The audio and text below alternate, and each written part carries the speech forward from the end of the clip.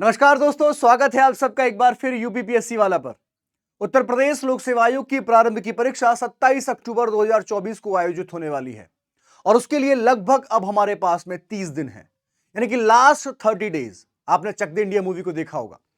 बात 70 मिनट की जाती है, लेकिन आज मैं आपके साथ में चर्चा यहां पर 30 दिन की करने वाला हूं।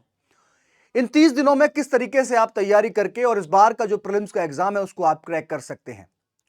अपनी बात, अपनी कहानी को मैं स्टार्ट करने से पहले आपको यह जरूर बता दूं कि ये जो सेशन है ये उन अभ्यर्थियों के लिए है जो अभी तक तैयारी कर रहे थे। ध्यान रखिएगा कि 30 दिन में आप किसी भी एग्जाम को क्रैक नहीं कर सकते, चाहे वो परीक्षा कांस्टेबल की ही हो। यहां तो बात प्रशासनिक अधिकारी की हो रही है। तो अभी तक जो अभ्यर्थी तैयारी कर रहे थे, जिनकी प्रिपरेशन ठीक ठाक चल रही थी, उनको अब इन लास्ट 30 डेज में किस तरीके से अपना गियर अप करना होगा, क्योंकि अब यहां पर बात जो है वो टॉप गियर की है। आपकी गाड़ी जिस भी गति से चल रही होगी, अब समय आ गया है कि आप अपनी गाड़ी का जो टॉप गियर है उसमें उसको स्टार्ट कर दें, उसमें चलाना प्रारंभ कर दें, क्योंकि यही वो टाइम है जब आप अपने आप को नई ऊंचाइयों पर ले जा सकते हैं। तो चलिए अब इस सफर को, इस कहानी को हम लोग स्टार्ट करते हैं। जैसा कि आप लोग मेरे पीछे देख पा रहे होंगे, यूपीपीएससी 2024 लास्ट 30 डेज, 27 अक्टूबर 2024 को प्रीलिम्स का एग्जाम है। और अब सवाल यह आता है कि अब क्या करना चाहिए, अब क्या करें जिससे हमारा जो प्रीलिम्स का एग्जाम है वो क्रैक हो जाए। तो चलिए एक एक करके वो सारी बातें मैं आपको यहां पर बताने की कोशिश करता हूं कि किस तरीके से आप अपनी तैयारी जो है उसको आप थोड़ी सी और नई गति जो है वो दे सकते हैं। Listen to be very carefully, हर एक पॉइंट को आपको अच्छे से यहां पर जानना है और समझना है। अगर मैं आपके साथ में बात करूं जैसे लास्ट 30 डेज की, ठीक है, हम लोग ये मान चुके हैं या हम लोग इस बात को स्वीकार करते हैं कि 27 अक्टूबर को आपका प्री का एग्जाम है। और जब आप प्री का एग्जाम देने जाएंगे तो यहां पर दो पालियों में आपका पेपर होगा, यानी कि एक आपके पास में है पेपर 1 और एक दूसरा है आपके पास में जिसको हम लोग बोलते हैं पेपर 2।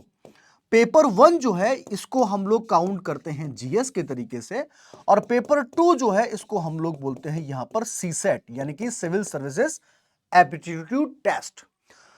जब हम लोग यहां पर जीएस की बात करते हैं, जीएस की जब हम चर्चा करते हैं, तो हम लोग इस बात को बहुत अच्छे तरीके से जानते हैं कि यहां पर आपसे 150 क्वेश्चन पूछे जाने हैं। और मैं एक बार फिर आपको बताऊंगा, मैं कई बार बता चुका हूं, एक बार फिर मैं आज आपको यहां बता देता हूं कि इन 150 में से आपको 135 क्वेश्चन अटेम्प्ट करने होंगे। 130 टू 135 क्वेश्चंस आपको अटेम्प्ट करने ही होंगे, क्योंकि अगर आप क्वालिफाइड करना चाहते हैं तो लगभग लगभग आपको 100 प्लस क्वेश्चन जो है वो यहां पर आपको करेक्ट करने ही होंगे। 100 प्लस क्वेश्चन आपको करेक्ट करने होंगे।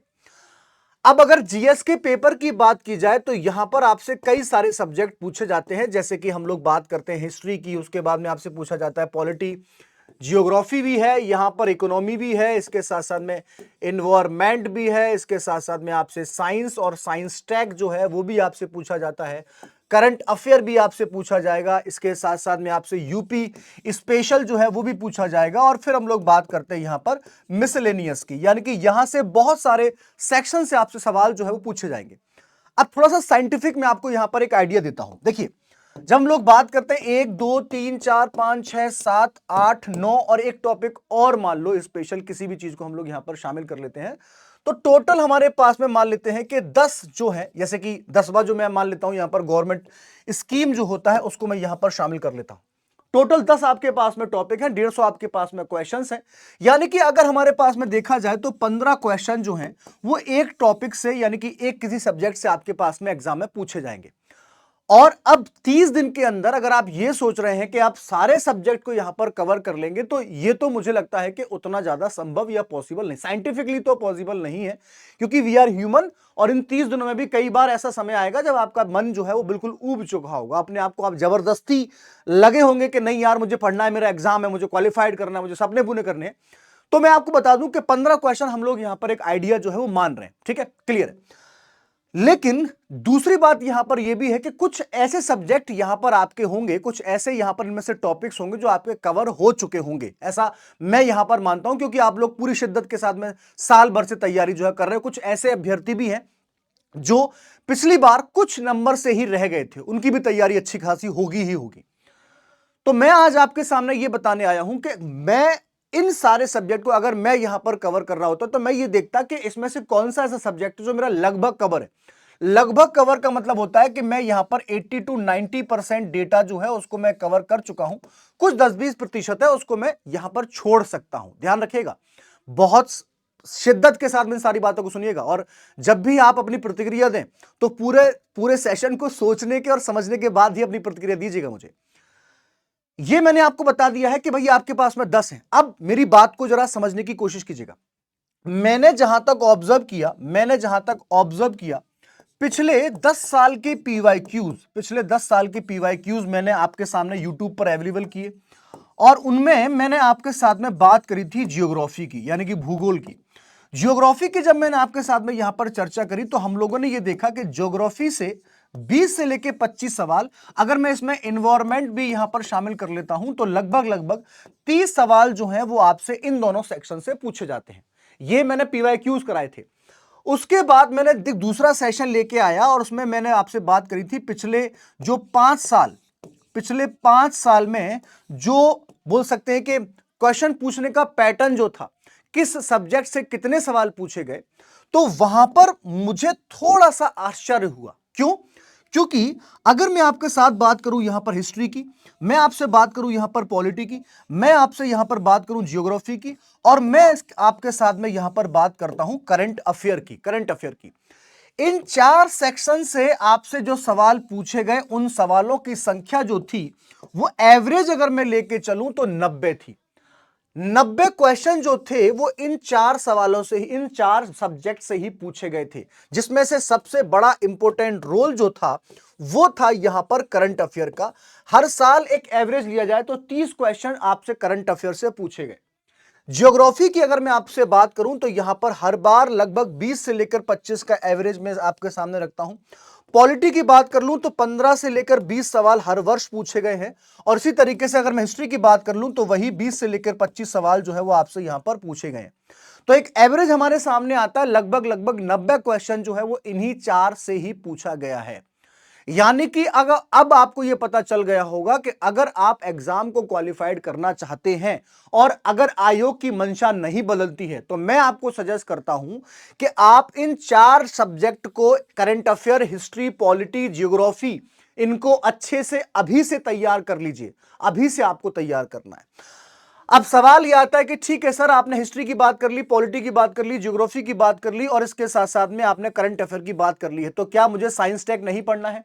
क्या मुझे एनवायरमेंट नहीं पढ़ना है? क्या मुझे इकोनॉमी नहीं पढ़नी है? क्या मुझे यूपी स्पेशल नहीं पढ़ना है, मिसलेनियस नहीं पढ़ना है, या फिर मुझे यहां पर जो गवर्नमेंट स्कीम्स है ये नहीं पढ़ना है? बिल्कुल पढ़ना है, बिल्कुल पढ़ना है। लेकिन उसके लिए अब आप क्या कर सकते हैं?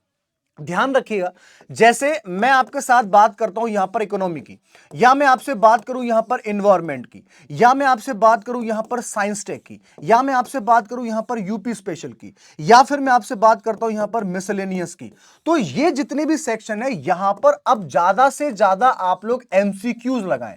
ज्यादा से ज्यादा आपको एमसीक्यूज लगाने का मेरा कहना यहां पर यह है कि आप पर डे कम से नहीं तो कम से कम 150 से लेकर 100 से लेकर 150 क्वेश्चन आपको पर डे यहां पर करने हैं। अगर आप 30 दिन को भी यहां पर आप काउंट करते हो तो लगभग आपके पास में 4,500 क्वेश्चन जो हैं वो आपके पास में पहुंच जाएंगे, और इन 4,500 में से आपसे एग्जाम में पूछे जाने हैं वो है यहां पर 150 क्वेश्चन, जिसमें से आपको अटेम्प्ट करने हैं 135 क्वेश्चन, करेक्ट करने हैं आपको 100+ क्वेश्चंस। अब जरा मुझे बताओ कि दिक्कत कहां पर आ रही है?